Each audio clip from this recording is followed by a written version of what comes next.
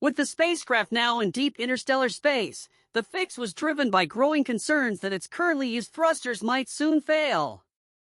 Racing against time before a long communications blackout, the team made a daring and intricate attempt to restore the dormant system. Their creative theory paid off, turning a nearly forgotten system into a mission-saving backup, just in time. In a remarkable engineering feat, NASA scientists at the Jet Propulsion Laboratory, JPL, in Southern California have reactivated a set of thrusters on the Voyager 1 spacecraft that hadn't worked since 2004. These thrusters had been considered out of commission for 2 decades. Restoring them wasn't easy. It took a mix of clever thinking and some risk, but the team wanted a reliable backup. That's because the main thrusters currently in use are showing signs of clogging from residue, which could stop them from working as soon as this fall. The timing was critical. NASA needed to revive these backup thrusters before May 4th, when the powerful Earth-based antenna responsible for sending commands to Voyager 1 and its twin, Voyager 2, would go offline for several months of scheduled upgrades. Launched back in 1977, both Voyagers are now flying through interstellar space at speeds of around 35,000 miles per hour.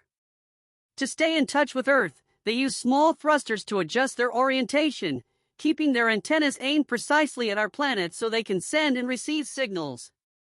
Each Voyager has a set of primary thrusters that control movements in multiple directions, along with separate thrusters for a specific type of movement called roll motion.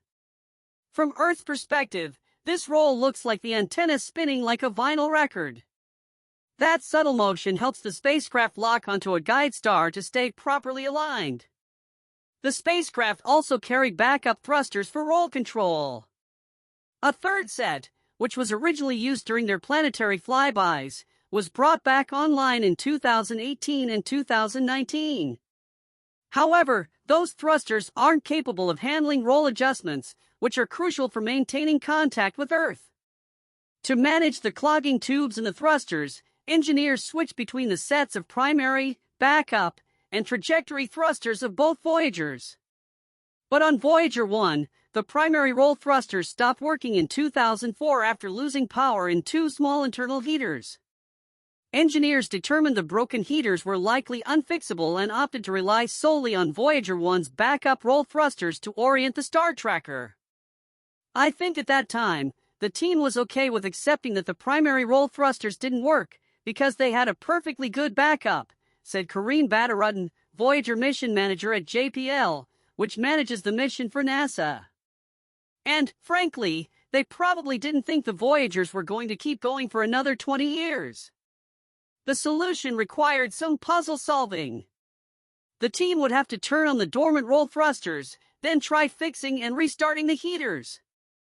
If, during that time, the spacecraft star tracker drifted too far from the guide star, the long dormant roll thrusters would automatically fire, thanks to the spacecraft's programming. And if the heaters were still off when they fired, it could trigger a small explosion, so the team needed to get the star tracker pointed as precisely as possible. It was such a glorious moment. Team morale was very high that day, said Todd Barber, the mission's propulsion lead at JPL. These thrusters were considered dead. And that was a legitimate conclusion. It's just that one of our engineers had this insight that maybe there was this other possible cause and it was fixable.